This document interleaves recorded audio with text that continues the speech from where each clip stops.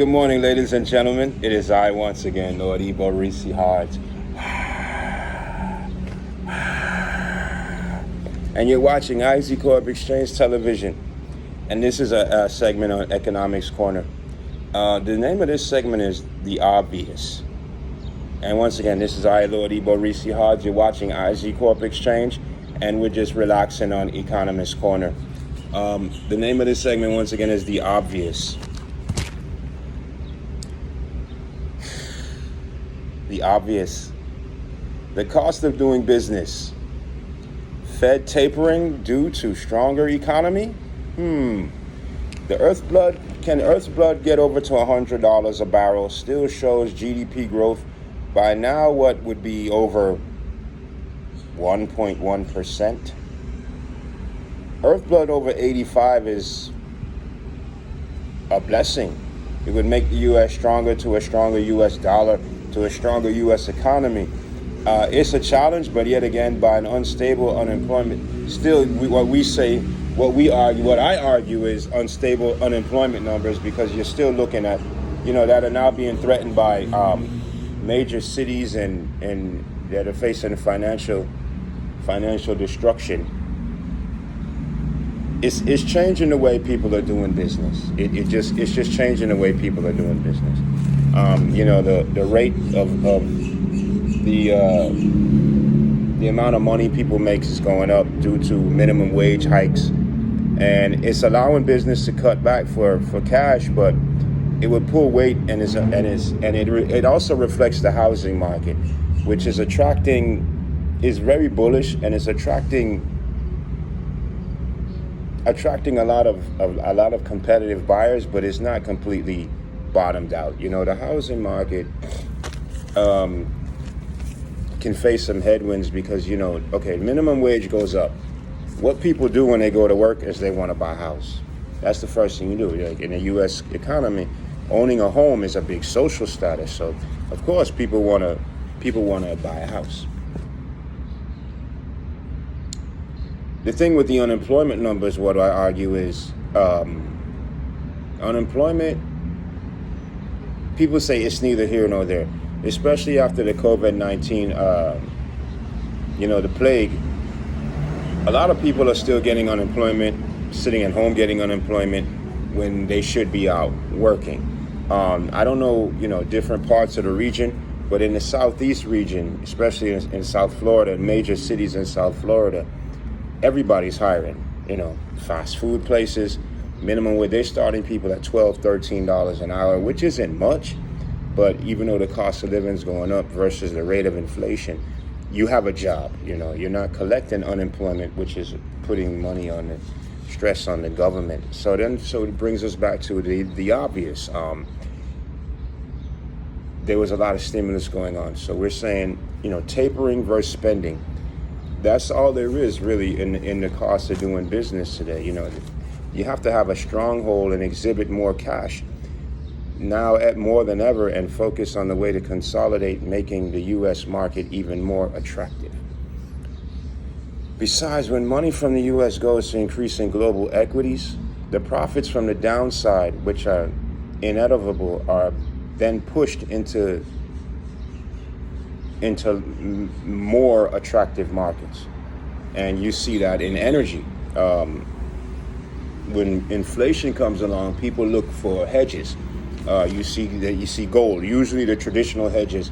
Okay, if I'm stocks, or I'm gonna put something against my house, maybe an insurance policy, or people usually they go to gold.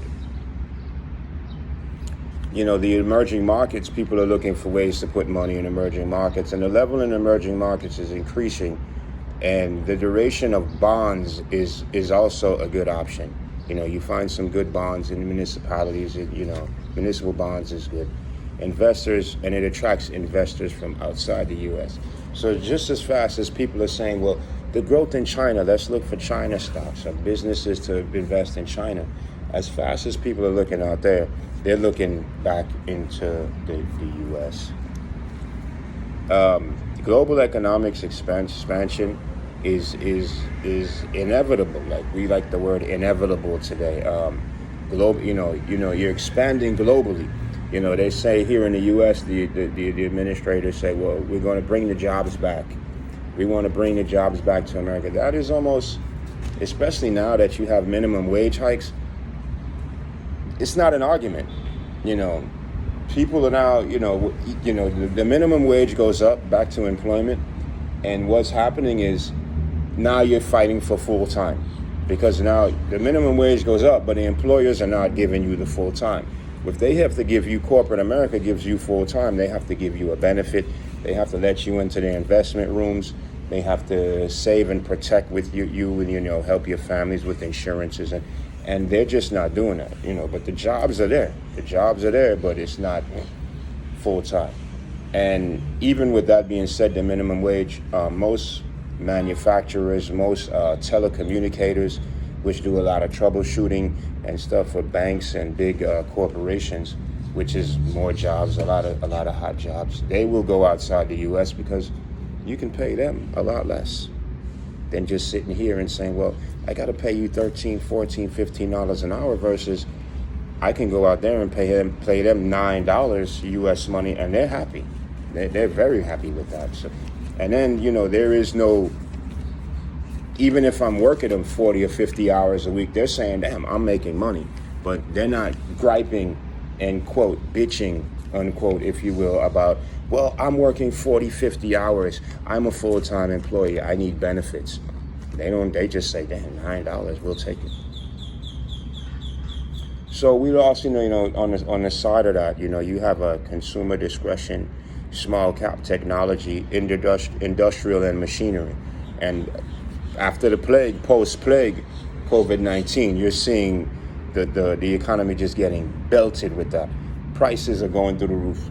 It's been almost, we're not out of the fog yet, but you're looking and you're saying, oh my God, there's businesses that still can't get special needed parts for automotives and even just to come in and change the lighting in the building, they can't even do that because the parts aren't there. They're not being manufactured. So you better look for prices and those to go up. And a lot of companies will take advantage of it.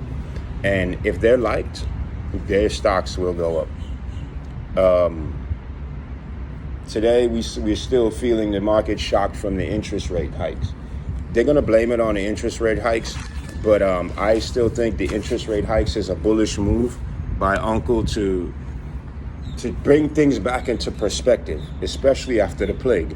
So, a lot of people in the economics world and the investment world are saying right now, well, the Fed is like an albatross around my neck, and I need to tighten up my belt, and business is, out for more than less, more or less. It is what it is. I am Lord ECONOMIST Reese Hart. You're watching CORP Exchange Television, and this is Economist Corner, and the name of this segment is called The Obvious. Thank you, and have a very blessed day. Goodbye.